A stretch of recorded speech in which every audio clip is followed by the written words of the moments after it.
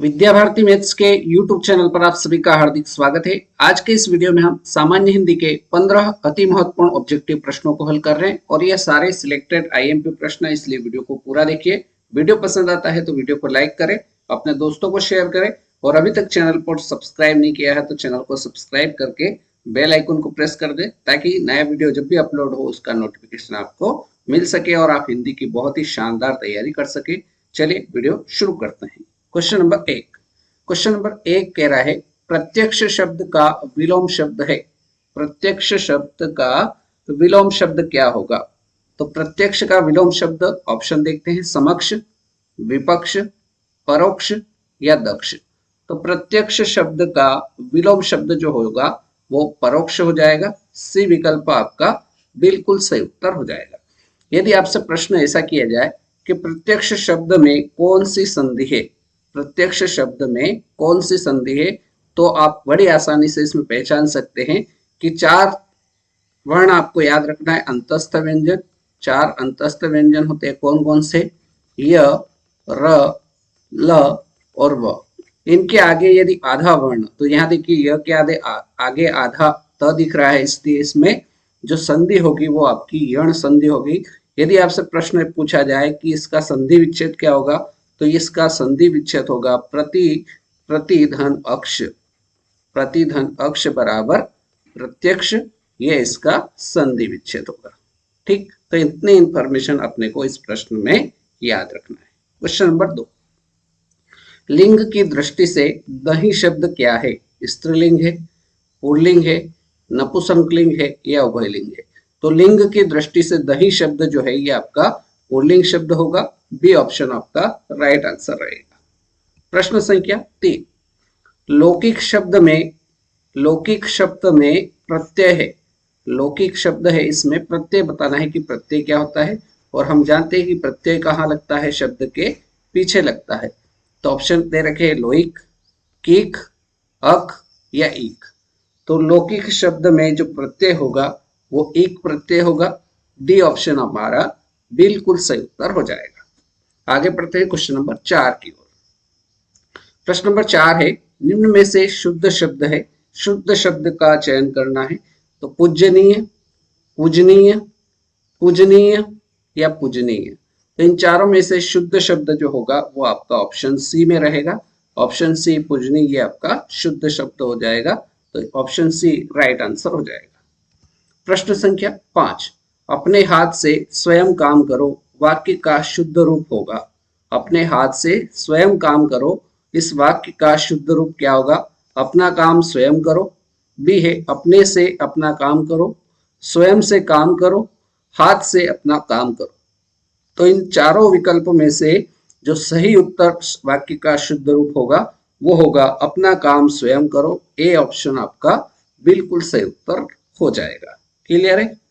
Question number 6, मेला शब्द का बहुवचन शब्द है। मेला शब्द का बहुवचन शब्द क्या होगा? मेली, ये नहीं होगा। मेलो, ये भी नहीं होगा। मेले, इसका बहुवचन शब्द जो होगा, मेला शब्द का बहुवचन शब्द मेले हो जाएगा। ऑप्शन सी राइट आंसर रहेगा। नेक्स्ट क्वेश्चन, क्वेश्चन नंबर 7, निम्न में संयुक्त व्यंजन कौन सा है? निम्न में 4 विकल्प दे रखे हैं, इनमें से संयुक्त व्यंजन कौन सा है? तो संयुक्त व्यंजन होते कितने हैं? तो संयुक्त व्यंजन 4 होते हैं। कितने होते हैं? 4 होते हैं। कौन कौन से होते हैं? छ, छत्री का, त्रिशूल का, ज्ञानी का और श्र। ये 4 क्या है? आपके संयुक्त व्यंजन है। तो इन चारों में से आपको कौन सा विकल्प में आंसर दिख रहा है? तो यहाँ पर ज्ञ जो है ये आपका संयुक्त व्यंजन हो जाएगा। तो ऑप्शन सी क्वेश्चन नंबर 7 का एकदम सही उत्तर रहेगा। प्रश्न संख्या 8, प्रश्न नंबर 8 दे रखा है, हिंदी भाषा का प्रथम प्रामाणिक ग्रंथ कौन सा है? हिंदी भाषा का प्रथम प्रामाणिक ग्रंथ कौन सा है? सतसई, बी है पृथ्वीराज रासो, सी है गबन, डी है उदल। तो इन चारों में से हिंदी भाषा का प्रथम प्रामाणिक ग्रंथ जो है वो पृथ्वीराज रासो है। ऑप्शन बी बिल्कुल सही उत्तर हो जाएगा। और पृथ्वीराज रासो के जो रचनाकार है, जो रचिता है, वो कौन है? चंदर बरदाई। कौन है? चंदर बरदाई। ये चीज भी अपने को याद रखना है। क्वेश्चन नंबर 9, खिड़की किस प्रकार का शब्द है? खिड़की शब्द जो है ये किस प्रकार का शब्द है? तत्सम शब्द है, देशज शब्द है, तद्भव शब्द है या फिर संकर शब्द है? तो खिड़की शब्द जो है ये आपका देशज शब्द हो जाएगा। राइट आंसर ऑप्शन बी हो जाएगा। देशज शब्द क्या होते हैं? तो देशज शब्द ऐसे शब्द होते हैं जिनकी उत्पत्ति का पता नहीं चलता है, ऐसे शब्द देशज शब्द कहलाते हैं। जैसे लोटा, ये भी आपका क्या है? देशज शब्द होगा। राइट। क्वेश्चन नंबर 10, अलंकार का शाब्दिक अर्थ होता है। अलंकार का शाब्दिक अर्थ क्या होता है? वस्त्र, आभूषण, वर्ण या विशिष्ट? तो अलंकार का जो शाब्दिक अर्थ होता है वो होता है आभूषण। बी ऑप्शन आपका बिल्कुल सही उत्तर हो जाएगा। और यदि अलंकार शब्द का संधि विच्छेद करेंगे तो ये बनेगा अलम, अलम धनकार। क्या बनेगा? अलम धनकार। राइट। प्रश्न संख्या 11, खिली हुई हवा आई फिरकी सी आई चल गई। खिली हुई हवा आई फिरकी सी आई चल गई पंक्ति में अलंकार है। तो इसको अपन पहचानेंगे तो यहाँ पर वाक्य में अपने को सी दिख रहा है। जहां पर वाक्य में या पंक्ति में सा, सी, सम ये दिखाई दे तो वहां पर जो अलंकार होगा वो आपका कौन सा अलंकार होगा? उपमा अलंकार होगा। तो इस पंक्ति में जो अलंकार आपका रहेगा वो उपमा अलंकार रहेगा, क्योंकि खिली हुई हवा आई फिरकी सी आई चल गई। तो इसमें सी शब्द आया है, इसलिए उपमा अलंकार में जहां पर सा, सी, सम ये आपको यहां दिखाई दे वहां पर आपका उपमा अलंकार रहेगा। प्रश्न संख्या 12, गधा शब्द का तत्सम रूप क्या है? गधा शब्द का तत्सम रूप बताना है। गधा, गणधर्व, गद्रभ या गणधव? तो गधा शब्द का जो तत्सम शब्द होगा वो गर्धभ होगा। डी ऑप्शन आपका बिल्कुल सही उत्तर रहेगा। प्रश्न संख्या 13, प्रश्न नंबर 13 कह रहा है, जिस समास या किस समास में दोनों पद मिलकर एक नया अर्थ प्रकट करते हैं? किस समास में दोनों पद मिलकर मतलब प्रथम पद और उत्तर पद दोनों पद मिलकर नया अर्थ प्रदान करते हैं या प्रकट करते हैं, वहां पर कौन सा समास होता है?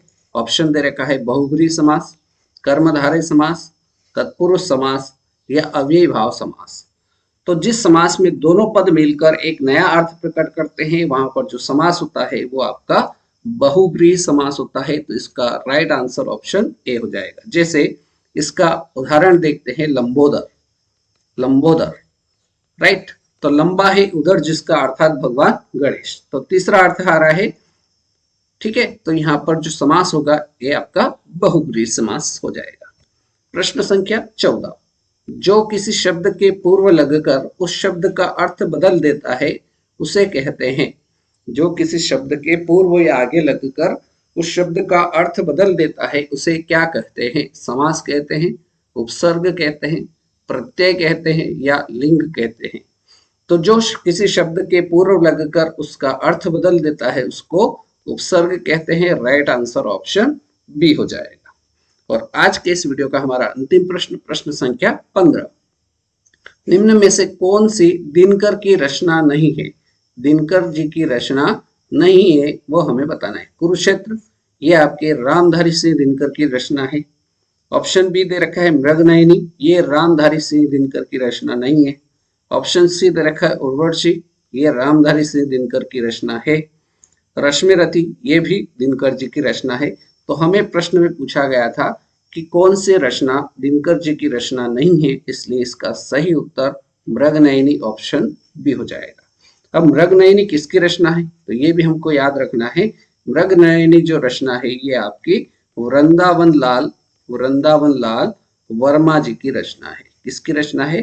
वृंदावन लाल वर्मा जी की रचना है मृगनयनी। राइट। तो इस प्रकार से आज के इस वीडियो में हमने सामान्य हिंदी के 15 महत्वपूर्ण प्रश्नों को हल किया और यह इसका 34वां भाग था।